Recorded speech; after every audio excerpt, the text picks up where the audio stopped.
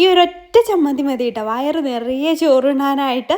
ഇത് ഉണ്ടെങ്കിൽ നമുക്ക് ചോറിൻ്റെ കൂടെ വേറെ എന്ത് കൂട്ടാനുണ്ടെങ്കിലും അതൊന്നും നമ്മൾ എടുക്കില്ല. ഇത് മാത്രം എടുത്തിട്ട് നമ്മൾ ഫുള്ള് എടുത്ത ചോറ് മുഴുവനായിട്ട് കഴിക്കും കേട്ടോ.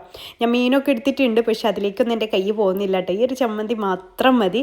എന്തായാലും നിങ്ങൾ ട്രൈ ചെയ്ത് നോക്കേണ്ട ഒരു ഐറ്റം തന്നെയാണ് കേട്ടോ. അപ്പോൾ അതിന് വേണ്ടിയിട്ട് ആദ്യം ഒരു പാൻ വെക്കാം. ആ പാനിലേക്ക് വെളിച്ചെണ്ണ യൂസ് ചെയ്യാം കേട്ടോ. 2 ടേബിൾ സ്പൂൺ വെളിച്ചെണ്ണ എടുത്തിട്ടുണ്ട്. അതിലേക്ക് 2 ചെറിയ സവാള ആട്ടോ എടുത്തിട്ടുള്ളത്. എടുക്കുന്ന ഓയിൽ വെളിച്ചെണ്ണ തന്നെ എടുക്കാൻ ശ്രദ്ധിക്കട്ടെ, എന്നാലും നല്ല ടേസ്റ്റ് ഉണ്ടാവുള്ളൂ. അതിൻ്റെ കറക്റ്റ് ടേസ്റ്റ് കിട്ടണമെന്നുണ്ടെങ്കിൽ വെളിച്ചെണ്ണ തന്നെ ചെയ്യണം.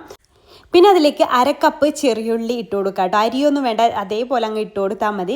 എന്നിട്ട് അത് രണ്ടൊന്നും ഒരു ഗോൾഡൻ ബ്രൗൺ കളർ ആവുന്ന സമയത്ത് കുറച്ചധികം തന്നെ കറിവേപ്പില ചേർത്ത് കൊടുക്കുക. ഈ ഒരു സമയത്താട്ടോ കറിവേപ്പില, ആദ്യം തന്നെ കറിവേപ്പില ചേർത്ത കറിവേപ്പിലയുടെ കളറൊക്കെ മാറി അതിൻ്റെ ടേസ്റ്റ് മാറും. അപ്പോൾ ഈ ഒരു സമയത്ത് കറിവേപ്പില ചേർത്ത് കൊടുക്കുക. അതും ചേർത്തിട്ടൊന്ന് വഴറ്റിയെടുത്ത ശേഷം നമുക്കതിലേക്ക് മുളക് പൊടി ചേർത്ത് കൊടുക്കുക കേട്ടോ.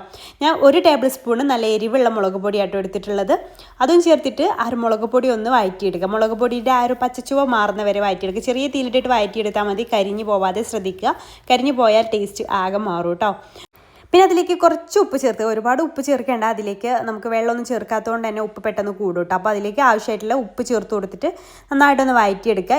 ഇനി നമുക്ക് 2 ഇൻഗ്രീഡിയൻ്റ് കൂടെ ഇതിലേക്ക് ചേർത്ത് കൊടുക്കാനുണ്ട് കേട്ടോ. അത് നമ്മൾ ആദ്യം ചേർത്ത് കൊടുക്കുന്നത് ശർക്കരയാണ്. ചെറിയൊരു പീസ് ഇതുപോലെ ഒരു അച്ചിൻ്റെ പകുതിയൊക്കെ എടുത്താൽ മതി കേട്ടോ. അത് ഇതിലേക്ക് ചേർത്ത് കൊടുക്കാം. അതൊന്നും അലിഞ്ഞേണ്ട ആവശ്യമൊന്നുമില്ല, ജസ്റ്റ് ഒന്ന് മിക്സ് ചെയ്തെടുത്താൽ മതി കേട്ടോ. ലാസ്റ്റ് സ്റ്റേജിൽ ചേർത്ത് കൊടുത്താൽ മതി.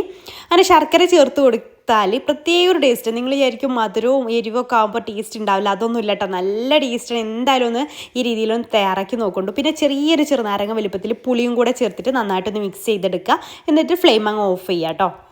നല്ല എരിവും ചെറിയൊരു മധുരവും ഒക്കെ ഉള്ള ഒരു ചമ്മന്തി ആട്ടോ, നല്ല ടേസ്റ്റിയാണ്. എന്നിട്ട് ഇത് തണുത്തതിന് ശേഷം മിക്സിയുടെ ചെറിയ ജാറിലേക്ക് ഇട്ട് കൊടുക്കാം. എന്നിട്ടൊന്ന് ക്രഷ് ചെയ്ത് കൊണ്ടുവന്നാൽ മതി. ഒരുപാട് അങ്ങ് പേസ്റ്റ് ആക്കി എടുക്കരുത്. നമ്മൾ ക്രഷ് ചെയ്യുന്ന രീതിയിൽ, ഈ രീതിയിൽ ഫുള്ളായിട്ട് അങ്ങ് അരഞ്ഞു പോകരുത് കേട്ടോ. ഈ രീതിയിലൊന്ന് ക്രഷ് ചെയ്തെടുക്കാം. എന്നിട്ട് നമുക്കിത് ചോറിൽ കൂട്ടി കഴിച്ചാൽ അടിപൊളിയാണ് കേട്ടോ. വേറെ ഒരു കറിയുടെ ആവശ്യമില്ല കേട്ടോ. ഈ ഒരൊറ്റ ചമ്മന്തി മതി. അപ്പോൾ ഉണ്ടാക്കി നോക്കാത്തവർ എന്തായാലും ഒന്ന് ഉണ്ടാക്കി നോക്കൊണ്ട്. ഇതുപോലെ ഉണ്ടാക്കുന്നവരുണ്ടെങ്കിൽ കമൻറ്റ് ചെയ്യാനും മറക്കരുത് കേട്ടോ.